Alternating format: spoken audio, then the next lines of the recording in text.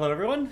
Welcome to this live stream I am doing. My name is Sean Chen, and I am very thankful to Xavier University and Polina for having me for this concert.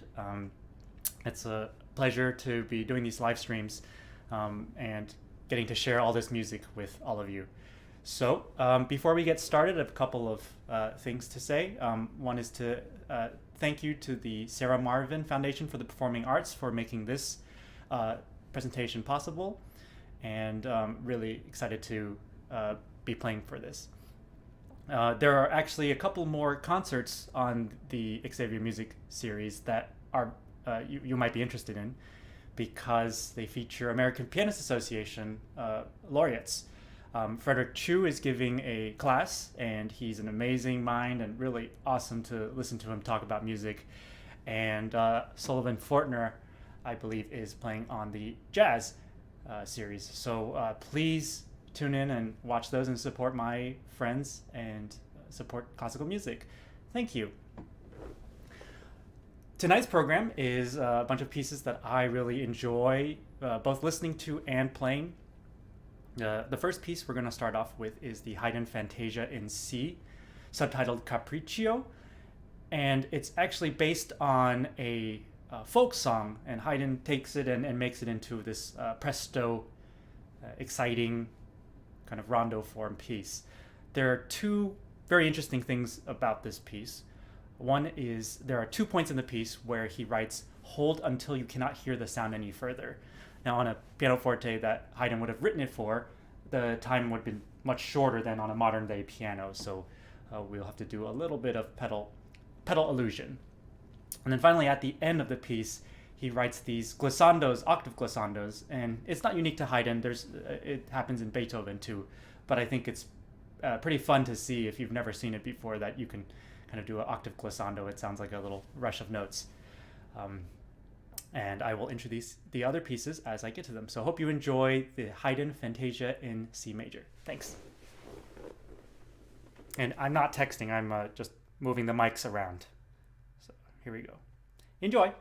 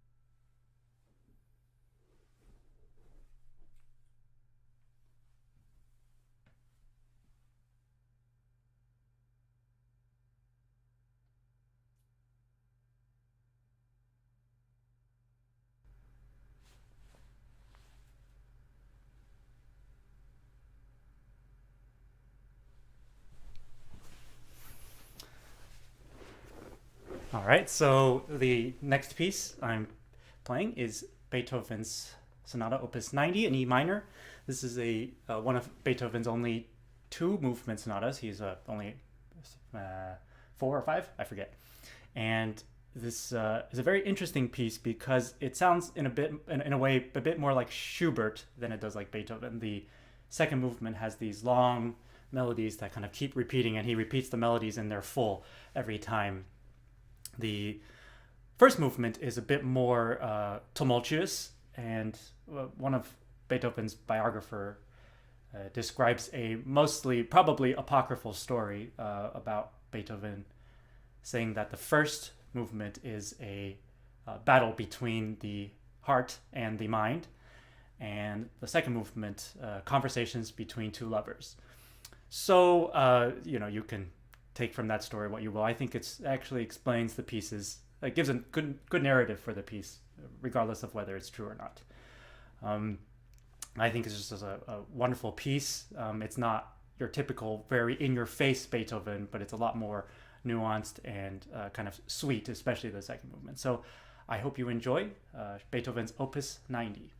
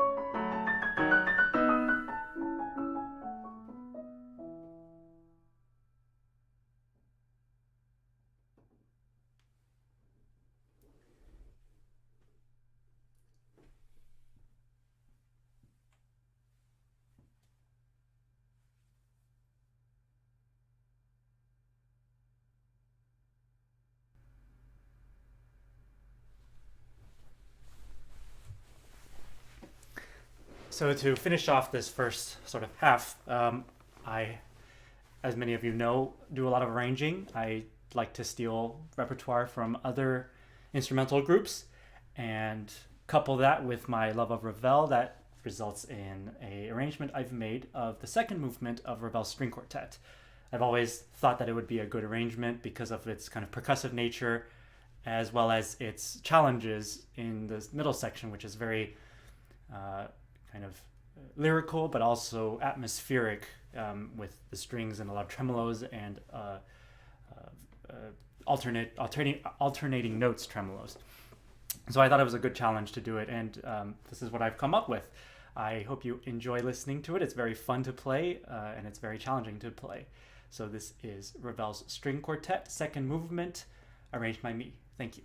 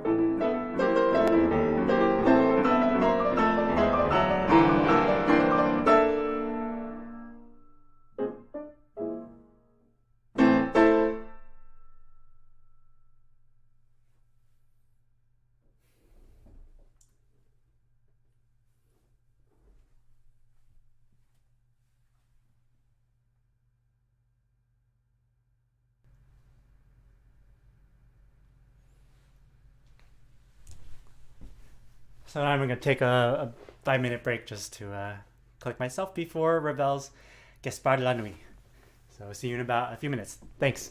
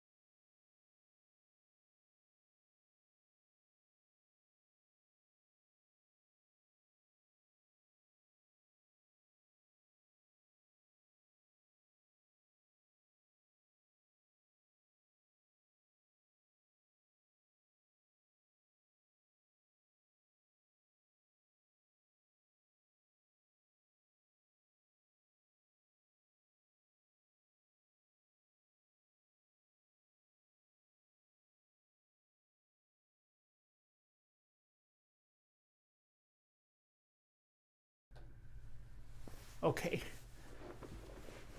Hi, everyone. I'm not sure. I was talking and I think I forgot to change the scene. So I am back um, and I'm going to talk a little bit about Ravel's Gaspard la Nuit. It is based on three poems by Aloysius Bertrand, and the three poems are Ondine, Le Gibet, and Scarbo. Ondine is based on the siren myth, where she lures sailors and seafarers with her beautiful singing and promises of being king of the water world. And right when she's got you, she takes you under and you drown. So that's pleasant, but this is a very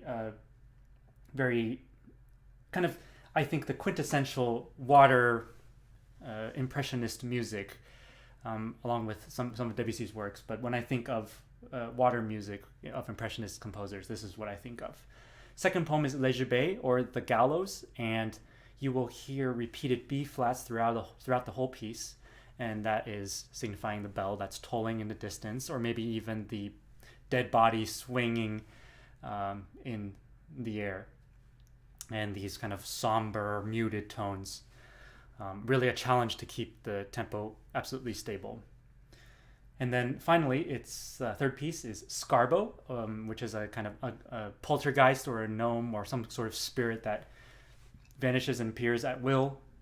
And I think, Ravel was always fascinated by music from Spain, and you will hear in this piece a lot of elements of that, with the Phrygian chords sound and just I think the main theme, the kind of fast notes, almost kind of flamenco style in a way. But that's my opinion. I don't think I've read anybody that's written that. Anyways, this piece was written to be the hardest piece ever. Ravel knew of Balakirev's Islame, which is widely considered one of the hardest pieces ever, and he wanted to one-up that. And I think what makes it so difficult is that it's not necessarily over-the-top virtuosic for most of it. A lot of it is controlling how the piano sounds and to utilize your entire toolbox to create the music that you hear in your head. So I hope you enjoy Gaspard la Nuit by Ravel, and I will see you after the playing. Thank you.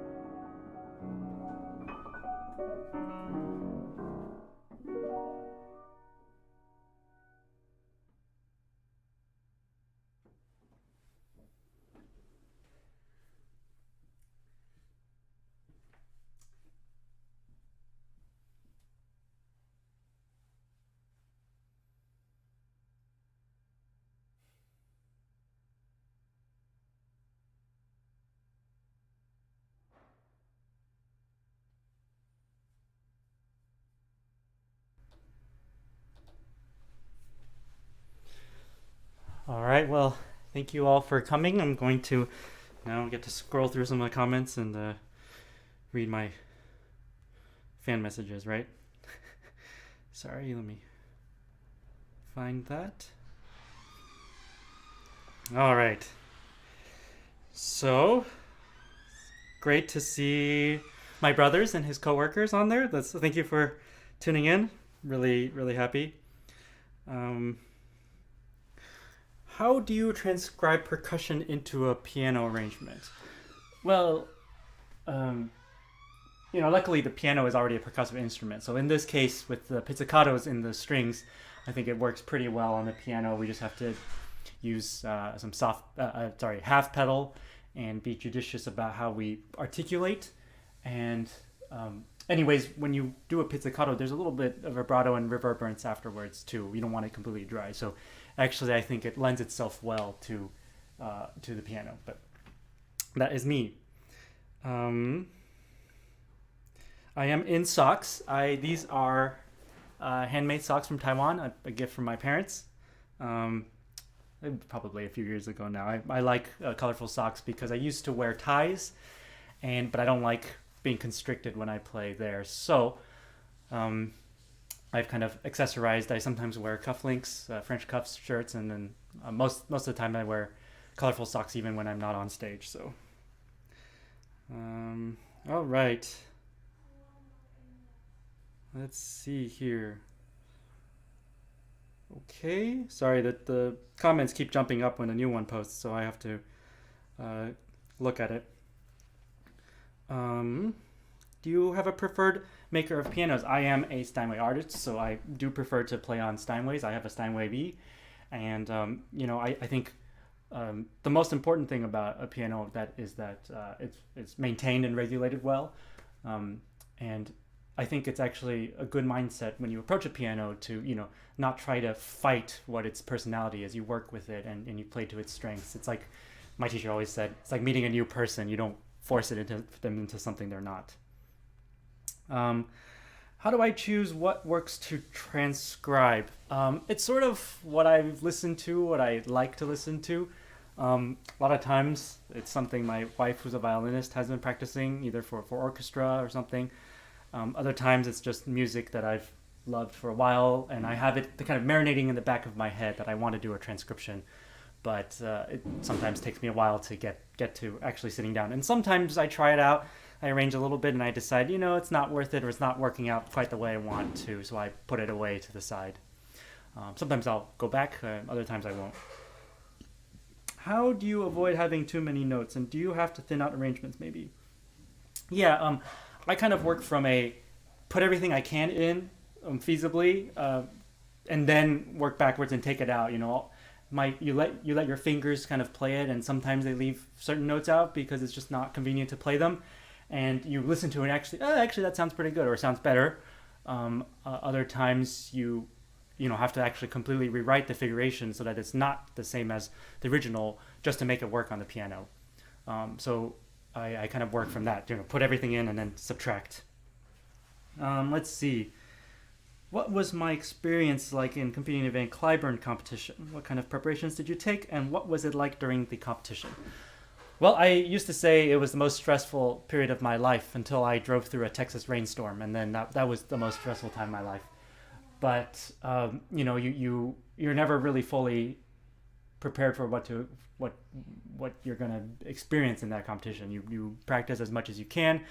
You do test recitals. You play in other places. You get a lot of performances under your belt, and you're there. You have a host family. They deliver a Steinway piano to the host family. So I literally kind of just woke up, ate breakfast, practice, ate lunch, practice, maybe take a nap, wake up, practice some more, eat dinner, practice more at night, and then fall asleep. Mental practicing. So you can get, quite a bit of practicing in. It's sort of just like tunnel vision in a way at that time. I generally, when I go to competitions, I like to listen to other people play as much as possible. So I did do that. After I played my round, I would then go and listen to some people play before I went back to prepare for the next round. So, it's nice to support your fellow musicians, and you can learn a lot listening to them play. Also for yourself, listening to how the hall is responding, how the piano sounds. You can actually learn, ooh, I actually need to take more time. They're not taking enough time, things like that. And so yeah, I mean, that's very stressful, but it's very, for me, once I'm on stage and start to play, I feel a lot more comfortable, where it's just you and the instrument and you're making music and you can really focus on that aspect instead of just being nervous and waiting. Sort of, for me, the most nervous part is waiting for results because you have no control at that point and you're just kind of waiting. Okay. Oh, I see that Xavier has posted the texts for the Revels. That's great. It's awesome. How did I decide between voicings the two hands of the Revel? It's sort of whatever worked in the register. I actually moved some registers around because, when a viola plays high, it still kind of sounds more tenory, and I kind of sorry, not more, sounds more alto-y instead of at the register it's at. So I actually moved some of the melodies around registrally to hopefully still get kind of that tiering effect, even though it's not in the actual same octave on the music. And sometimes just with the figuration, it's how it works, or I'm trying out different things as I'm reading the full score, and my fingers just naturally want to go that way. And sometimes, a lot of times, you have to trust your fingers what they're doing. All right. Next big project for me. Well, in terms of arranging, not much. I have performances, live streams coming up, but I'll be doing one for Francis Clark Center. And that will feature some of the same works, some different works. So I'm really excited about that. As far as something, learning some new pieces, not really.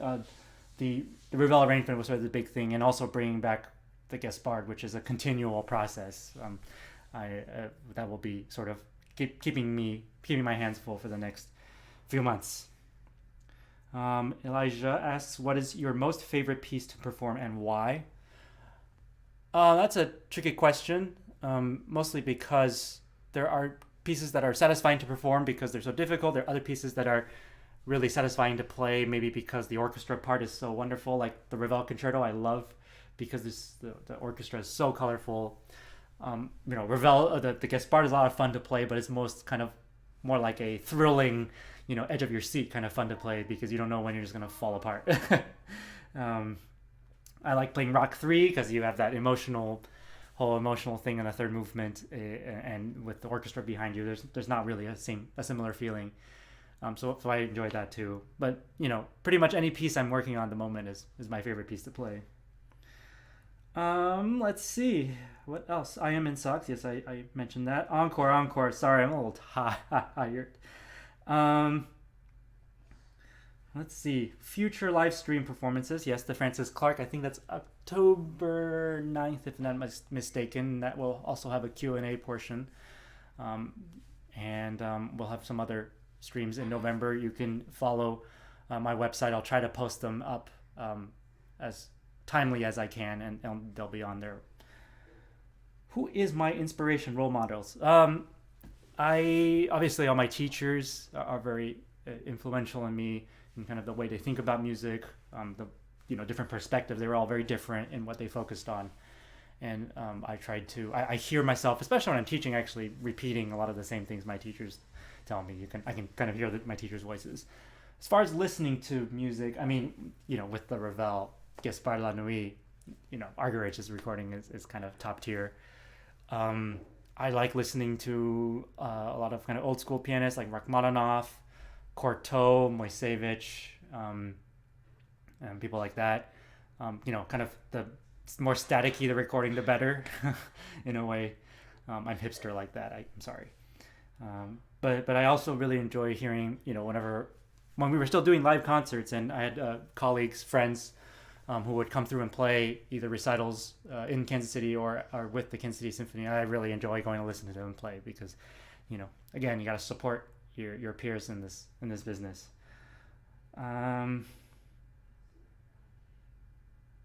What do you wish we'd ask, and what's your response? I don't really know. I can talk for a long time. How do you manage strategic performing and the family? What is your secret? Well, I guess time management is big. You got to get the practicing in whenever you can. I do a lot of mental practicing, visualizing things going through scores in my head. And,